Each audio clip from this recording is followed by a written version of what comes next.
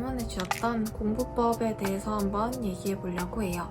인스타그램 무물이나 DM, 유튜브 댓글 통해서 남겨주셨던 질문들 중에 좀 중복되는 공부 관련 질문들을 뽑아서 한번 답해 보도록 할게요. 우선 첫 번째로 고등학교 때 어느 정도로 공부를 하셨나요? 물어보셔서 제 내신 1.89등급이었고요. 모의고사는 평균적으로 1등급대였는데 2등급 한두 개 정도 나오는 성적이었습니다. 이 정도 성적이어 대전에 있는 일반고에서 문과 2, 3등 정도 했었습니다. 두 번째로 수시였나요? 정시였나요? 저는 수시만 준비하다가 재수를 하게 되면서 정시랑 논술을 준비하게 됐습니다. 세 번째로 재수하게 된 이유를 물어보셨는데 수시를 준비하다가 육종합 광탈을 했고요. 그리고 수능을 망했어요. 수능 점수를 보여드리면 제 2017학년도 수능 성적표입니다. 국어를 많이 망했어요. 이때 학년도부터 국어가 많이 어려워져서 4등급 초반의 점수를 맞았습니다. 그래서 재수를 하게 됐고요. 네 번째로 독학재수였나요? 독학재수를 선택한 이유가 있을까요? 라고 물어봐 주셨는데 처음에 엄마가 재수를 반대하셔서 12월 달부터 혼자 독서실에서 공부를 시작을 했었어요. 근데 이제 엄마가 허락을 해주시게 되면서 제가 학원을 선택할 수 있게 됐는데 우선 저는 혼자 공부하는 게 잘 맞기도 했고 제 취약점을 확실하게 파악하고 있다고 생각을 해서 독재로 선택을 했습니다. 다섯 번째로 재수 시절 성적 변화를 물어봐 주셨는데요. 육모, 구모, 수능 이렇게 알려드릴게요. 육모 때 성적표가 남아있어서 보여드리면 이렇고요. 그리고 구모 같은 경우에는 원점수로 얘기해 드릴게요. 한국사 빼고 다 1등급이었고요. 육모, 구모 모두 연고대 적정 지원이 떴었습니다. 서울대 하위과 지원할 수 있는, 지원하면 살짝 불안한 그런 정도의 성적이었고요. 수능 같은 경우에는 성적표를 여기 띄워드릴게요.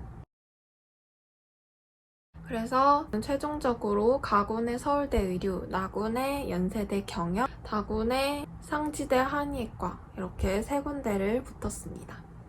이제 여섯 번째로 과목별 공부법을 정말 많이 물어봐 주셨어요. 특히 제가 국어를 많이 올렸다 보니까 국어에 대한 질문이 정말 많았는데요.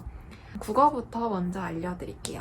재수 초반에 저한테 진짜 도움이 많이 됐던 거는 EBS 윤혜정 선생님의 개념의 나비효과 인강이었습니다. 이거를 한 2회독 정도 했고요. 국어의 기초가 조금 흔들리는 분이라면 추천을 드립니다. 항상 1등급만 받으시는 분들은 들을 필요는 없을 것 같아요. 근데 왔다 갔다 하시는 분들은 기초가 부족한 거라고 저는 생각을 하거든요. 그래서 기초를 탄탄히 처음에 잡을 때 추천을 드리고요. 비문학도 질문을 진짜 많이 주셨는데 비문학은 기출을 정말 많이 풀어봐야 한다고 생각을 해요. 그래서 제가 기출 분석을 어떻게 했었는지 좀 보여드리려고 가져왔거든요. 제가 수능이 지진 때문에 미뤄진 케이스여서 그때 수능 관련 책을 다 버렸기 때문에 그 미뤄진 일주일 동안 공부했던 자료밖에 남아있지 않아요. 그래서 그 자료를 보면서 좀 알려드릴게요. 이런 식으로 기출 분석을 했었는데요.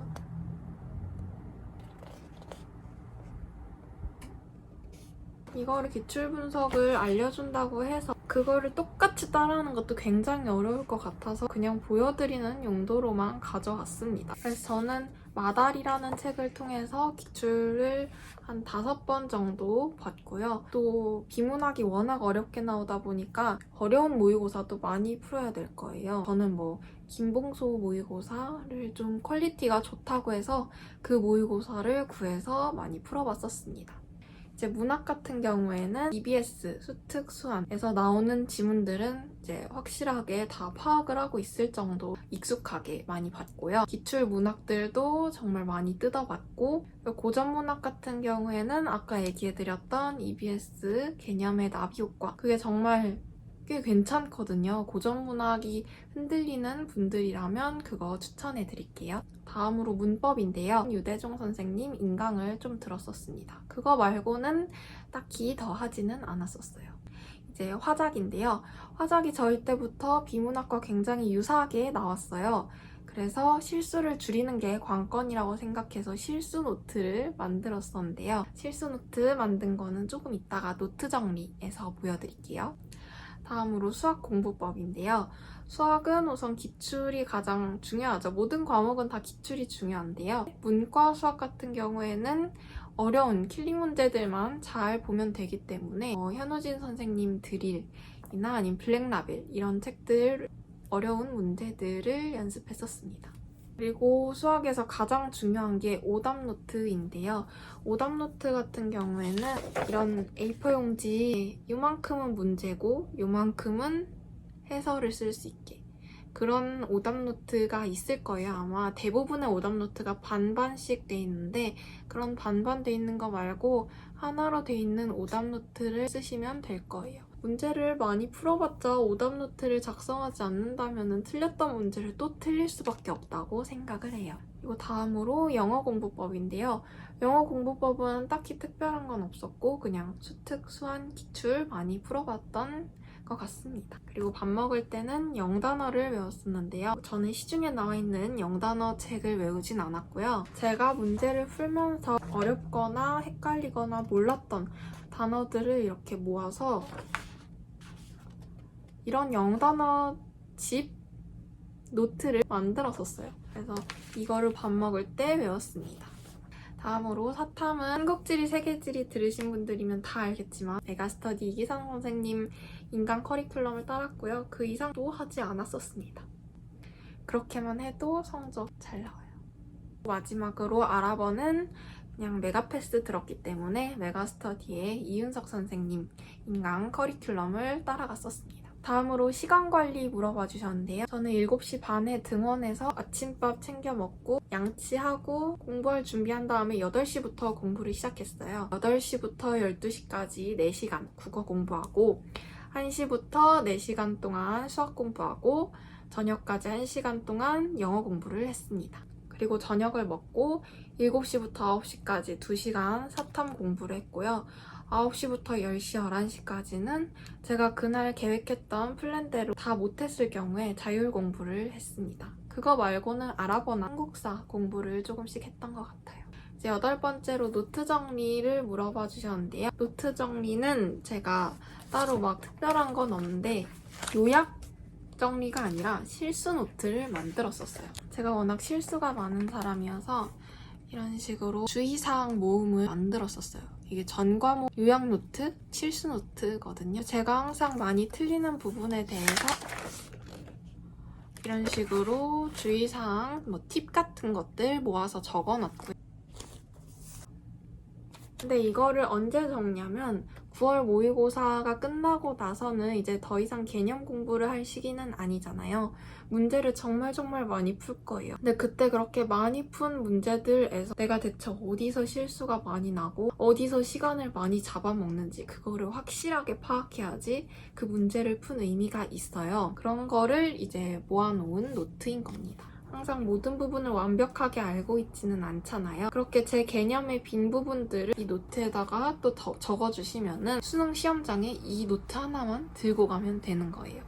이런 한국지리, 세계지리, 그리고 뭐 암기할 내용들, 문법 같은 경우에는 이렇게 정리를 해놨고요. 다음으로 슬럼프 극복 방법에 대해서 물어봐 주셨는데 저는 공부하기 싫은 적이 굉장히 많았어요. 근데 그럴 때도 항상 엉덩이 붙이고 앉아있고 그럼 죄책감이 들어서 한두 문제라도 풀게 되거든요. 하루하루를 버리게 되면은 나중에 모아놓으면 진짜 많을 거거든요. 그리고 그렇게 한 번 쉬면 그 다음날에도 큰 영향이 갈 거란 말이죠. 그냥 어느 순간 훅 슬럼프가 지나가 있을 거예요. 그리고 제가 추천드리는 스트레스 해소법으로는 먹는 거예요. 제가 맛있는 거 먹는 걸 좋아해서 학원밥은 보통 맛이 없잖아요. 그래서 점심 저녁 때 항상 외출 끊고 나갔다 오고 그랬습니다. 한번 나가서 맛있는 거 먹고 들어와 보세요. 좀 기분 전환되고 상쾌해집니다. 그리고 10번째로 재수시절 썰에 대해서 물어봐 주셨는데요. 재수시절 썰이랄 게 사실 잘 없긴 해요. 저는 학원을 2번을 옮겼어요. 그래서 학원을 총 3개를 다녔는데요. 첫 번째 때는 여기 학원은 학생을 많이 잘 못 보는데 라는 말이 현혹돼서 바로 옮겼고요. 두 번째 때는 사람들이랑 친해진 거예요. 제가 뭔가 학원물 분위기를 흐리는 것 같기도 하고 제가 또 공부에 집중을 잘 못하는 것 같아서 학원을 옮기게 됐습니다. 근데 뭐 마지막에 있었던 학원이 전 제일 좋았다고 생각해요. 꼭 한 군데에만 있는 게 답은 아니라는 거. 저는 여러 개 옮겨 다녀서 재밌었어요. 좀 리프레시도 되고. 네, 그래서 여기까지 공부법과 제 고등학교 재수 시절 썰을 조금 풀어봤는데요. 도움이 되셨을지 모르겠어요. 더 궁금하신 내용이 있다면 아래에 댓글 남겨주시면 제가 답변해 드릴 수 있는 한 최대한 자세히 답변해 드리도록 하겠습니다. 감사해요.